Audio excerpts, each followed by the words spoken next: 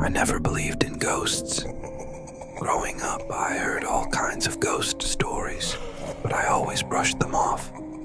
That changed when I moved into Coldwater house. It was an old, Victorian-style home, tucked away in the countryside, perfect for the solitude I needed after my divorce. It was quiet, surrounded by woods, and had been vacant for years. I thought it was the perfect place to start over, but I should have paid attention to the rumors. People said the house was cursed, that the last family to live there disappeared without a trace. I didn't believe it. I figured it was just a story to scare people away from the cheap property. But looking back, I wish I'd listened. The first few nights were fine. The house was creaky, old, and full of drafty hallways. But it was peaceful. Until one night I was sitting in the living room reading a book when I heard footsteps upstairs. I froze. I was alone in the house. Slowly, I got up and made my way to the staircase. "Hello?" I called, my voice trembling. No answer. As I climbed the stairs, the footsteps grew louder, as if someone was pacing back and forth. My heart pounded as I reached the top. The hallway was dark and the air felt heavy. I turned on the light, but the moment I did, the footsteps stopped. Silence. I searched every room, but there was no one there. The next day, I chalked it up to the house settling. Old houses make strange noises, right? That's what I told myself. But deep down, I felt uneasy. Over the next week, things got worse. Doors would open and close on their own. Lights flickered, and the house was constantly cold. No matter how high I turned up the heat. One night I woke up to the sound of whispering. It was faint, like a conversation, just out of reach. I sat up in bed, straining to hear. The whispers were coming from downstairs. I crept to the top of the staircase and peered into the darkness. That's when I saw it. At the bottom of the stairs stood a figure, barely visible in the dim light. It was a woman, her long hair hanging in front of her face, her clothes tattered and torn. She didn't move, just stood there, staring up at me with hollow eyes. I couldn't breathe. I wanted to run, but my feet were rooted to the spot. Then, she let out a low, guttural moan that sent chills down my spine. I bolted back to my bedroom and slammed the door, locking it behind me. I didn't sleep that night. The next morning, I called a contractor to come and check the house for structural issues, thinking maybe it was all in my head, that the house was playing tricks on me. When he arrived, he seemed uneasy, like he didn't want to be there. As he inspected the house, I could tell he was nervous.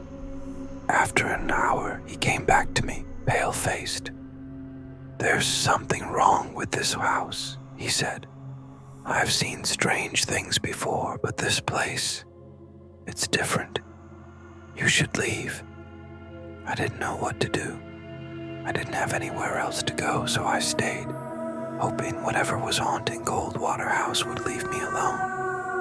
But it didn't. A few nights later, I woke up to the sound of crying. It was coming from the hallway outside my bedroom. I slowly got out of bed and opened the door. The hallway was empty, but the crying continued. I followed the sound down the stairs and into the basement.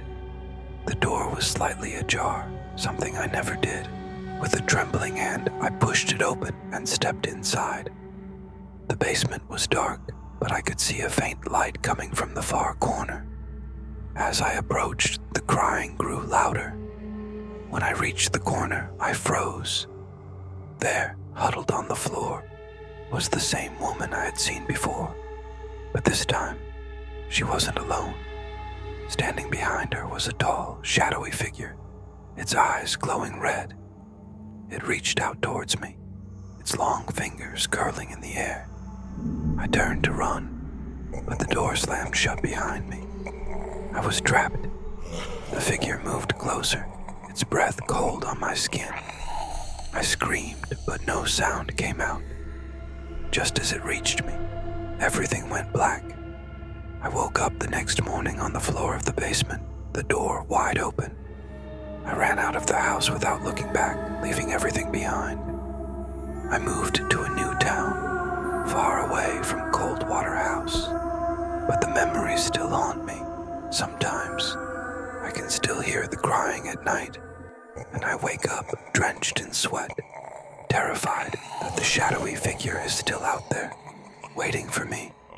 I don't know what happened in that house, but whatever it wasn't human. After I fled Coldwater House, I thought I had escaped, but the haunting didn't end. At first, it was small things. A sudden drop in temperature in my new apartment, or the faint smell of rotting wood, just like in the old house.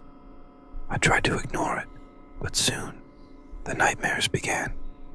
Every night I'd find myself back in that basement, trapped with the shadowy figure looming over me.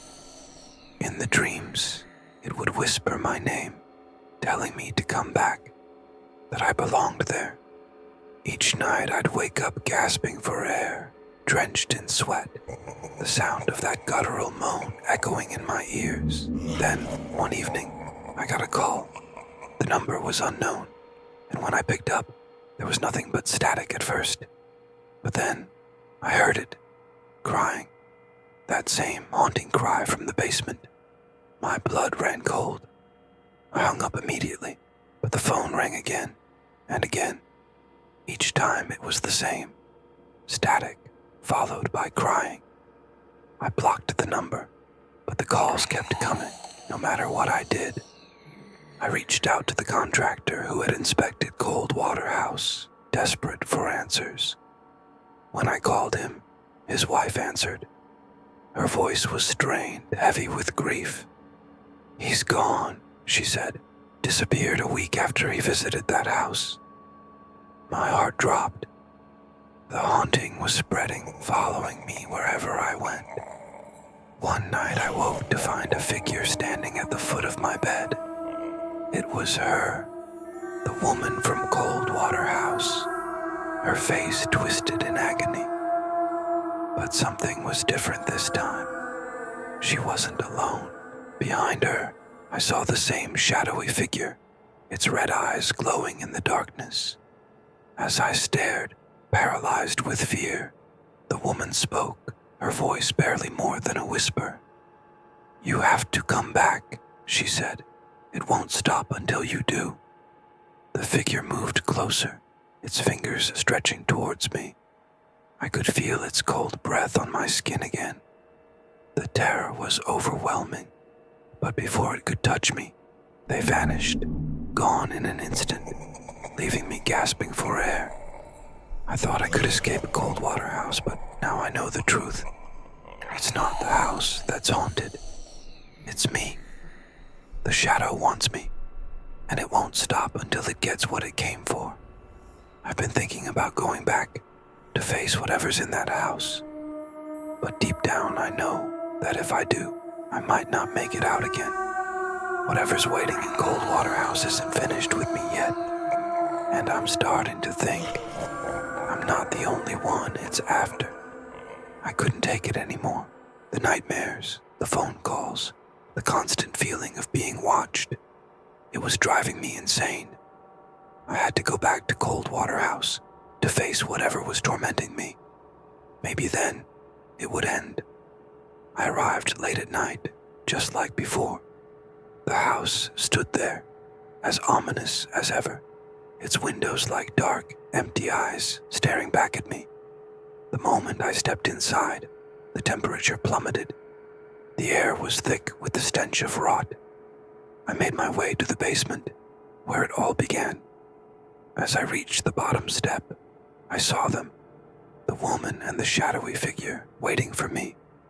The woman stepped forward, her voice trembling. "You shouldn't have come back." Suddenly, the shadow surged toward me, its red eyes burning into my soul. I tried to run, but my legs wouldn't move. It grabbed me, pulling me into the darkness, its voice echoing in my mind. You're mine now. The world around me began to fade. The last thing I saw was the woman's face, twisted in sorrow as she whispered, I'm sorry. I never left Coldwater House. If this story gave you chills, hit that like button. Don't forget to subscribe to the channel for more spine-tingling stories every week. Share this video with friends, if you dare. And remember, you never know what might be lurking in the shadows, waiting for you.